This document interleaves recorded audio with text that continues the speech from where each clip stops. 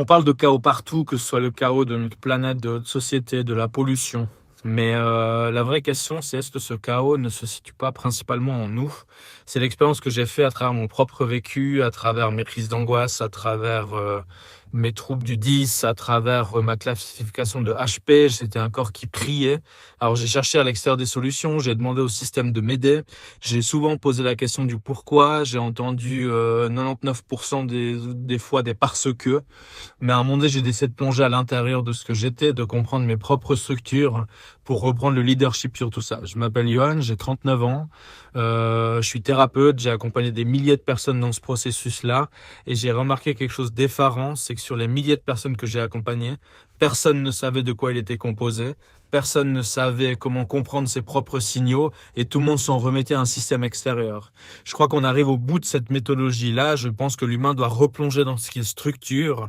C'est ce que j'ai fait en allant chercher dans les médecines ancestrales l'origine même de ce qu'est un humain. Je suis tombé sur une loi qui s'appelle la loi des éléments, qui est utilisée dans toutes les médecines du monde, dont Hippocrate, qui part d'un principe assez simple, c'est qu'un symptôme, c'est le signal d'un déséquilibre dans la structure élémentaire.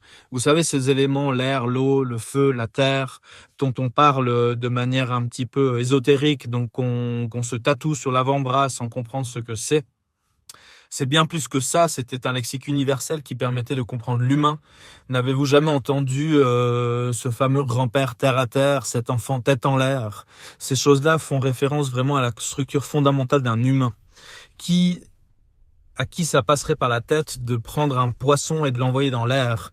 À qui passerait par la tête le fait de prendre un oiseau et d'essayer de le faire vivre dans l'eau? L'humain s'est complètement coupé de ce qui le compose, des éléments fondamentaux dont il a besoin.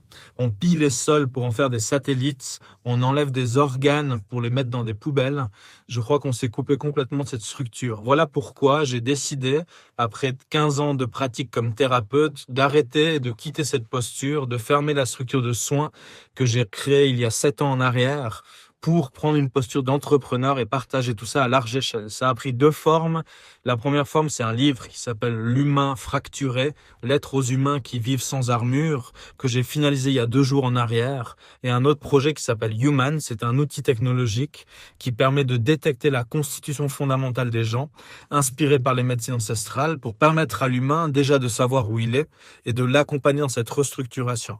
Je pense que c'est uniquement en retrouvant cet état à l'intérieur de nous que l'on pourra enfin créer des structures avec une forme de neutralité, de lucidité, et enfin pouvoir créer des structures dans lesquelles on se sent bien, juste et en cohérence, que ce soit au niveau médical, social, entrepreneurial ou scolaire.